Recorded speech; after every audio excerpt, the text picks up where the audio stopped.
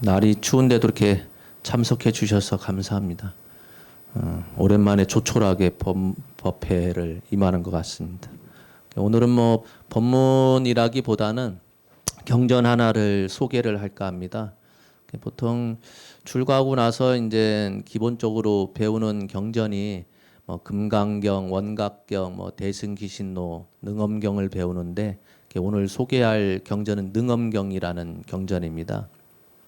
들어는 많이 보셨겠지만은 사실은 그 능엄경 읽어보신 분들은 별로 없으신 것 같더라고요. 스님들 사이에서도 그 강당에서 그 1년 동안에 금강경, 원각경, 대승기신론, 능엄경 세 개를 다 배울 수 있는 시간적 여력이 안 되죠. 능엄경이 분량이 많습니다. 10권으로 이루어져 있기 때문에 제 기억에도 해인사에서 그 능엄경 1권조차도 제대로 못 보고 그냥 한 해를 보냈던 기억이 있어요. 그러다 보니 아마 스님들 사이에서도 능엄경 그 경문 전체를 한번 읽어보신 분들이 극히 드문 듯해요. 오늘 그 교보문고 그 사이트 들어가서 능엄경 제목으로 번역된 책들이 뭐가 있나 이렇게 봤더니 요 근래에 그 특별하게 잘 번역됐다 할 만한 책은 없는 것 같더라고요.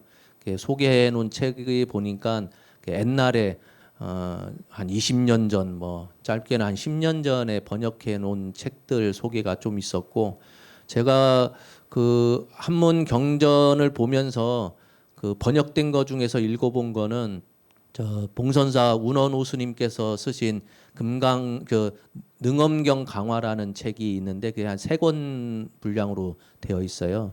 근데 그거를 제가 한번 읽어본 기억이 있는데 그 이후로는 사실은 그 번역된 책을 읽어본 기억은 없습니다.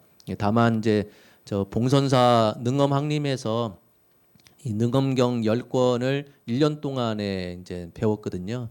그러다 보니까 그때의 이제 기억을 떠올려 보면 능엄경이 보통 우리 스님들 사이에서는 불교 백과사전이라고 이렇게 불리울 정도로 이렇게 그렇게 불리우는데 그 이유가 다양한 불교의 기초 교리가 이렇게 다 모아져 있기 때문에 우리가 보통 알고 있고 또 설명하고 있는 모든 불교의 기본이 될 만한 것들을 다 모아놨어요.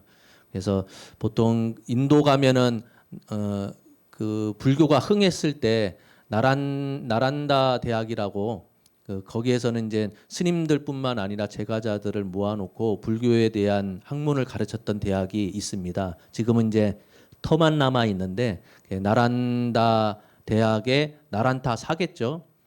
그 사찰에서 그 보관하고 있던 게 능엄경이라고 합니다. 근데 이제 그때 당시에 왕이 다른 나라에 인도 이외의 다른 나라에는 전하지 말아라라는 왕명을 내렸기 때문에 당나라 이전까지만 하더라도 중국이나 우리나라에 소개가 안 된 경전이었고 그 이후에 이제 능엄경이 중국 거쳐서 이제 우리나라까지 한역으로 번역된 게 넘어왔었죠. 그래서 분량이 10권이다 보니까 가장 긴 경전, 가장 분량이 많은 경전 하면 화엄경이죠. 화엄경은 그 자세하게 설명해 놓은 거 소나 초까지 다 합치면은 그 80권이라고 그래요. 80권으로 되어 있기 때문에 그거를 다 보는데 10년 걸립니다. 그러니까 뭐 자세하게 봤을 때 10년이겠죠. 그냥 경문만 화엄경도 경문만 쭉 읽으면 1년 안에 볼 수는 있겠으나 그거를 경문을 설명해 놓은 소나 초까지 다 이렇게 해석하고 읽어볼 것 같으면 봉선사 능엄학림에서 10년 걸렸거든요. 10년 동안에 화엄경 하나만 보는 겁니다. 그래서 이 능엄경을 소화엄경, 작은 화엄경이다라고 이렇게 불리울 정도로 옛날에는 독송을 참 많이 했던 경전이에요. 우리는 금강경 독경을 많이 하지만은 스님들 사이에서는 능엄경을 경문만 설명해 놓은 거 빼놓고 경문만 따가지고 그거만 독경하시는 스님들도 간혹 가다가 있습니다.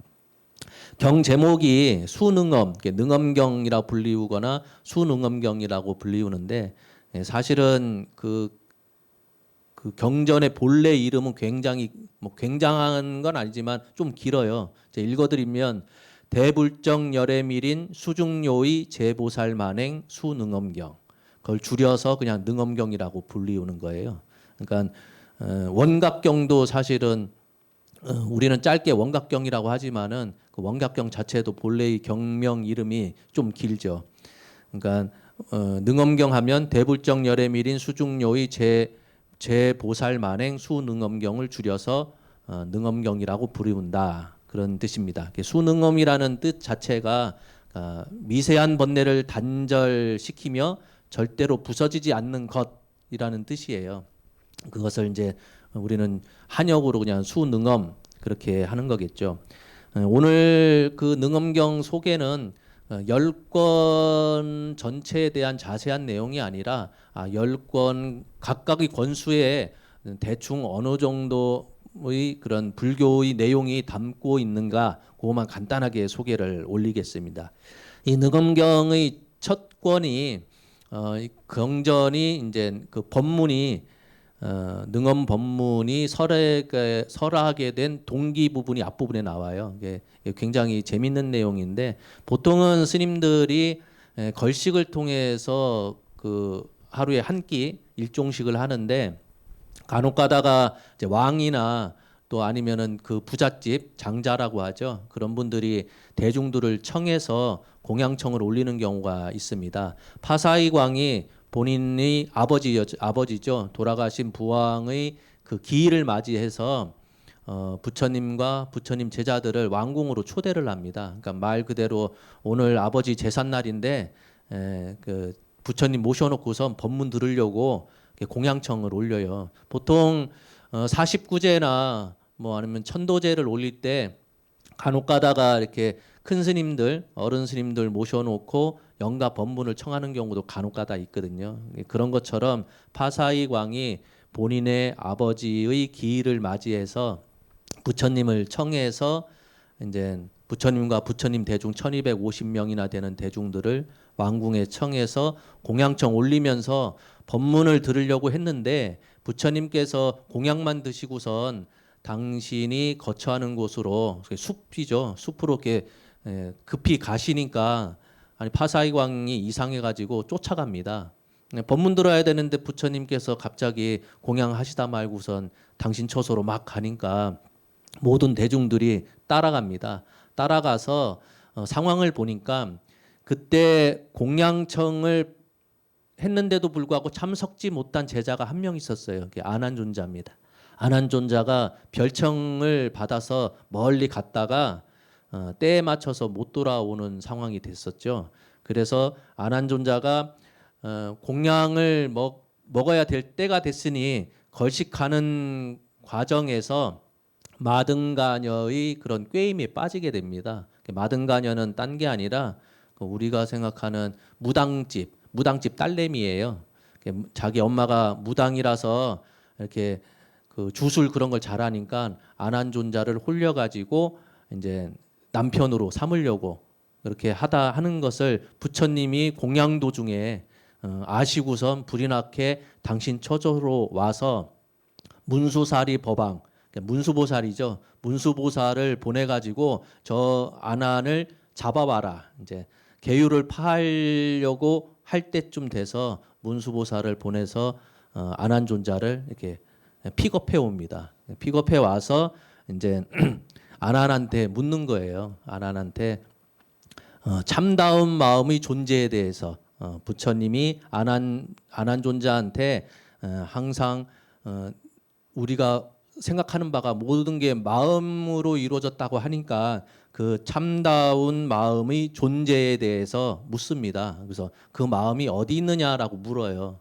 그게 1권에서 가장 중요하게 여기는 칠처징심이라고 하는 겁니다.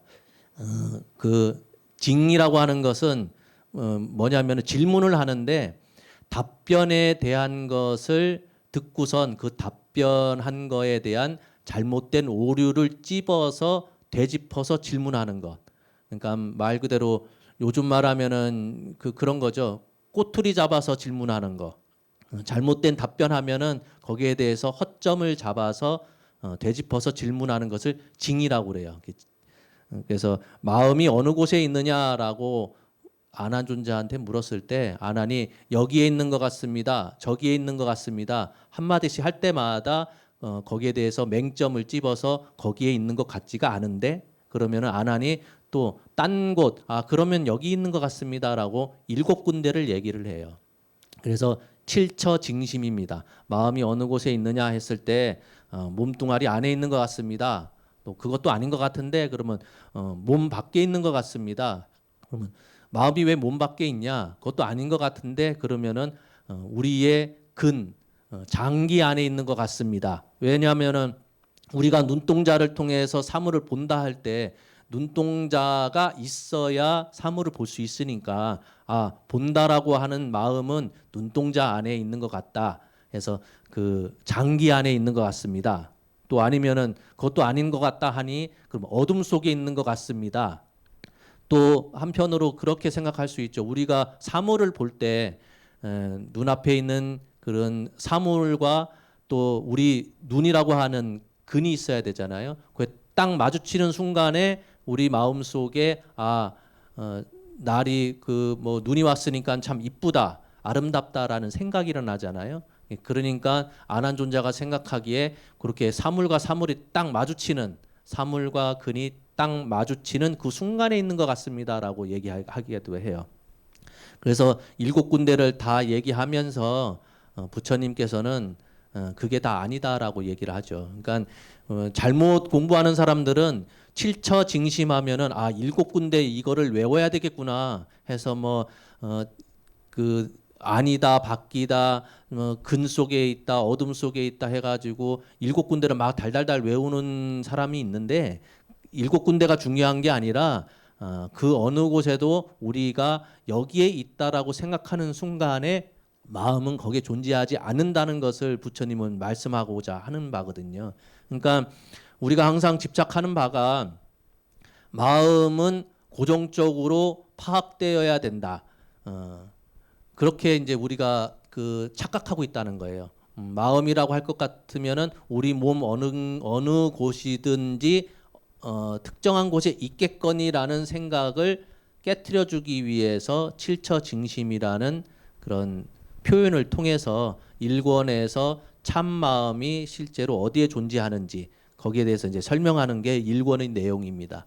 2권에서는 이제 어떤 내용이 되어 있냐면은 우리가 공부해서 깨달아야 된다고 하니까 깨달음이라고 하는 성품이 있어야 깨달을 수 있는 거지. 우리가 성품 자체가 없으면 아무것도 할 수가 없거든요. 그러니까 우리가 공부 열심히 해서 깨달아야 되겠다라고 그런 생각을 일으키고 의지를 일으킬 때 깨달음의 성품이 무엇인지 그거에 대해서 밝혀내고 또 깨달음으로 가는 길, 깨달음의 길로 나아가는 과정에 대해서 설명하는 것이 제 2권에서의 분량이죠.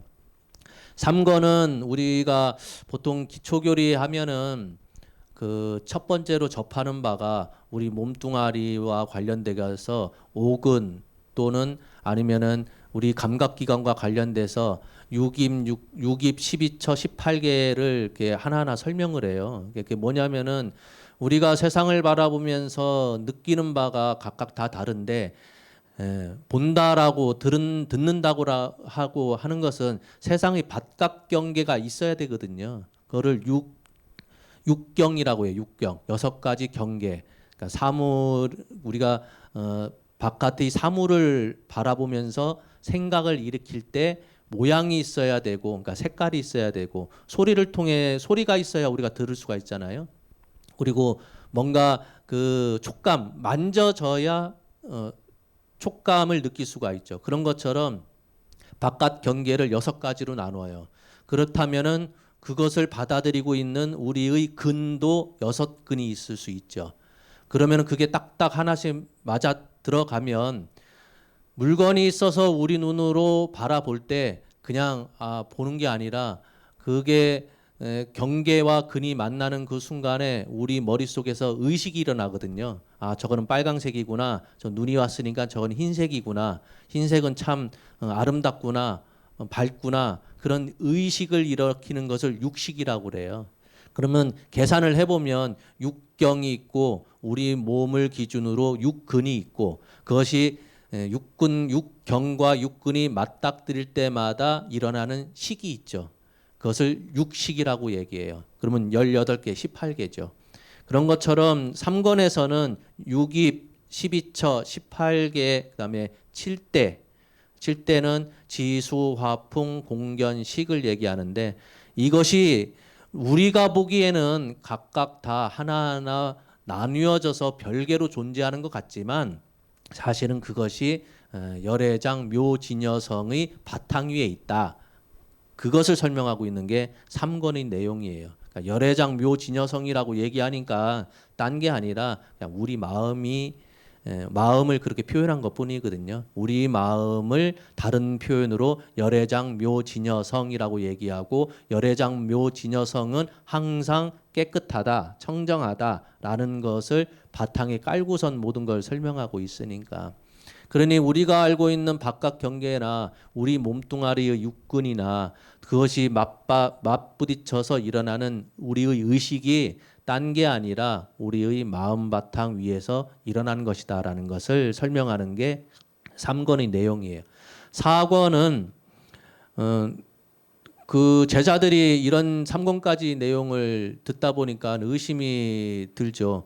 부르나 그 제자 중에 부르나 존자가 어떤 의심이 들으냐면은 아니 열애장 묘진여성 마음이라고 하는 것에 본래 다 청정할 것 같으면 모든 것이 마음 바탕 위에서 일어나는 일 같으면 이런 눈앞에 펼쳐지는 다양한 모양의 세상이 굳이 필요가 있을까? 다 마음일 것 같으면 그냥 한 가지면 될 테인데 왜 산은 왜 필요하고 물은 왜 눈앞에 나타나고 나무 그런 것들은 왜 이렇게 다양한 모습으로 나타날까? 그런 의심이 드는 거예요. 거기에 대해서 부처님이 설명하는 부분 모든 세계와 그러니까 모든 우리가 살고 있는 이런 우주나 이런 세계와 중생 그리고 업과라고 하는 것들은 다 서로 이어져 있다. 별개로 떨어져 있는 것이 아니라 하나하나 다 상속되어 있다. 그러니까 유별나게 특별히 요거 하나만 달랑 일어나는 것이 아니라 모든 일에는 인과 연이 있기 때문에 서로 떨어져 가지고 단독적으로 일어나는 것은 하나도 없다. 다 이어져서 일어나고 있다라는 것을 설명하고 있는 바죠. 그러면서 하는 얘기가 이 깨달음의 성품이라고 하는 것은 주관과 객관이 나누어지지 아니한 건데 우리가 어리석은 생각, 망년 때문에 내 거, 네 거를 자꾸 구분하고 있다. 그걸 설명하고 있습니다. 그러면서 들어보셨는지 모르겠으나 비유를 하나 드는 게 그 연야달다라는 사람이 동네를 돌아다니면서 자기가 잃어버린 것을 찾으러 다녀요. 그러니까 사람들이 저 연야달다가 맨날 소리치면서 뭔가를 찾으러 다니는데 궁금해가지고 묻습니다. 뭘 잃어버렸길래 그렇게 온 동네를 휘저으면서 찾아다닙니까? 했더니 연야달다가 하는 말이 자기 머리를 잃어버렸기 때문에 머리 찾으러 돌아다닌다는 거예요. 그러니까 사람들이 보기에는 아니 자기 머리가 자기 몸뚱아리에 붙어 있는데 그걸 어디 가서 찾느냐고 이렇게 어이없어 하죠. 근데 연야달다는 자기 머리를 잊어먹었기 때문에 자기 머리를 찾기 위해서 온 사방을 다 돌아다니는 거예요. 그러니까 아는 사람들은 저렇게 어리석은 사람이 있을까라고 생각하는데 부처님이 말씀하시고자 하는 바는 모든 사람들이 저 연야달다와 똑같은 행동을 하고 있다는 거예요. 우리는 깨달음이라고 하는 것을 구하려고 하지만 사실은 우리는 미혹한 적이 없다는 거죠. 어리석은 적이 없는데 본인 스스로가 나는 어리석어. 그러니 나는 공부를 열심히 해서 깨달아야 돼. 나는 부처가 아니기 때문에 공부 열심히 해서 깨달아 가지고 부처님이 되어야 돼라는 생각을 갖고 있는데 부처님 보기에는 그렇지가 않다는 거죠. 모든 중생은 다 열애장 묘진여성을 갖추고 있기 때문에 본래부터 깨달음 안에 있었고 본래부터 부처였고 보살이었는데 본인 스스로가 그것을 모르고서 나는 어리석은 중생이야라고 생각해서 자꾸 깨달음이 따로 있는 것처럼 생각해가지고 밖으로만 자꾸 찾아다니는 것, 그게 연야달다가 본인 머리를 자기 어깨 위에 얹어놓고 다니면서도 자꾸 내 머리 잊어먹었으니까 찾으러 다니는 꼴과 같다라고 해서 그런 비유를 드는 거죠. 5권에서는 이제 거친 번뇌와 미세한 번뇌를 영원히 끊는 방법에 대해서 설명하고 있어요. 그리고 제 6권은 5권에서 그러면서 그 거친 번뇌와 미세한 번뇌를 끊어야 되는 방법, 끊어야 우리가 깨달음을 얻을 수 있다라는 내용을 설명하면서 그 모임에 법회에 온갖 보살들이 다 모여 있으니까 묻습니다. 각각의 보살들한테 너는 무엇을 기반으로 해서 깨달음을 얻었냐라고 물어요. 그러면 각각의 보살들이 본인들이 생각하는 육근, 육진, 육시, 7대 다 합치면 25가지거든요. 각각 공부의 방법, 처음 공부에 들어가는 시초가 각각 다르다 보니까 본인이 생각하는 깨달음의 길은 본인은 눈을 통해서 본다라고 하는 성품을 내가 공부 열심히 하다 보니까 거기서 깨달음을 얻었습니다. 그렇게 얘기하는 사람도 있고 어떤 사람들은 아닙니다. 냄새 맡는 것이 모든 것을 다 융합할 수 있습니다. 본인은 그 후각 그런 것을 유심히 관찰해서 공부해서 그걸 통해서 깨달음을 얻었습니다라고 각각 보살들이 깨달은 길에 대해서 얘기를 해요. 그러면서 6권에 들어서는 마지막으로 관세음 보살님께서 본인 스스로가 깨달음을 얻은 길을 예를 드는데 이 관세음 보살님은 이근 소리로 듣는 것, 관세음 보살의 수행 방편은 이근 원통에 있다. 왜냐하면은 중생들은 눈으로 보는 것도 중요하지만은 소리로 듣는 것이 공부하는데 가장 좋은 거기 때문에 이 관세음보살님께서는 이근을 제대로 공부해서 본인 스스로는 이근을 잘 살펴보고 해서 본인은 깨달음을 얻었으니 자기가 당신이 보기에는 이근 하나만 잘 공부해도 모든 것을 깨달을 수 있습니다라고 얘기를 해요. 그러면서 부처님이 얘기를 다 듣고 귀를 통하여 듣지 않으면 사람들이 이해하기가 힘들기 때문에 관세음보살님이 제시한 이근 원통이 가장 적절한 수행 방법이다라고 말씀을 하셔요. 그게 그러면서 그 관세음보살님이 그냥 아무 근거 없이 공부를 하신 것이 아니라 전생에 관세음열애라는 분한테 사막을 배움으로 해서 당신이 이근 원통을 깨닫게 되거든요. 그 사막이 뭐냐면은 개정해 그 세 가지를 얘기를 해요. 그러면서 이 6권에서는 개정의 사막을 두루 닦아야 한다는 것을 강조하고 있죠. 제 7권에서는 여러분들 많이 들어보셨을 겁니다. 능엄심주를 소개를 하고 있어요. 중생의 깊은 수겁, 악업을 멸하기 위해서는 신주를 독송해야 된다. 그러니까 능엄신주를 오래도록 독송을 해야 그래야 우리의 악업이 빨리 소멸된다라는 말씀을 하고 계시죠. 그러면서 도량작법, 기도를 할 때는 그냥 기도하는 것이 아니라 도량을 어떻게 꾸며야 된다. 기도할 때는 기도 공간을 어떻게 잘 갖추어야 된다. 그런 것을 이렇게 설명해 놓고 있어요. 그래서 몇몇 그 학자나 스님들은 이런 도량작법을 보면은 이게 무슨 도교에서나 행하는 뭐 이상한 것 같아. 그러면서 중국에서 이것저것 부처님 말씀을 모아가지고 능엄경이라고 하는 것을 짜집겠구나라고 이렇게 주장하시는 분들도 있죠. 근데 설사 짜집기 했더라도 그 부분은 모든 것들이 다 부처님의 말씀이기 때문에 그 위경이다라고 주장할 필요는 없죠. 7권에서는 가장 중요한 게 능엄주에 대해서 설명해 놓고 있어요. 그래서 능엄주를 이렇게 오랫동안 독송을 하면 금장왕 보살께서 가호해 주신다라는 내용으로 되어 있죠. 그래서 전에도 한번 소개를 했었는데 해인사 그 암자 중에 백년암이라고 있죠. 성철 스님께서 그 기거하셨던 곳. 거기는 능엄신주를 꼭 외워야 돼요. 그래서 그 신도들이 제사나 기제사나 아니면은 천도제나 그런 거를 요청을 하면은 저희처럼 이렇게 관음시식이나 그런 것을 하는 게 아니라 능엄신주를 항상 독송을 해요. 그리고 그 백년암에서는 항상 바루공양을 하는데 그 능엄신주를 다 외우기 전까지는 보통 바루는 이제 목바루라 해서 나무로 되어 있거든요. 근데 그 다 외우질 못하면 철바루를 줘요. 그러니까 숟가락으로 밥그릇 이렇게 아무리 소리 안 나게 먹는다 하더라도 살짝 이렇게 두들길 때마다 부딪힐 때마다 소리가 철썩철썩 소리 나잖아요. 그 공양을 할 때는 소리를 내선 안 된다고 그래요.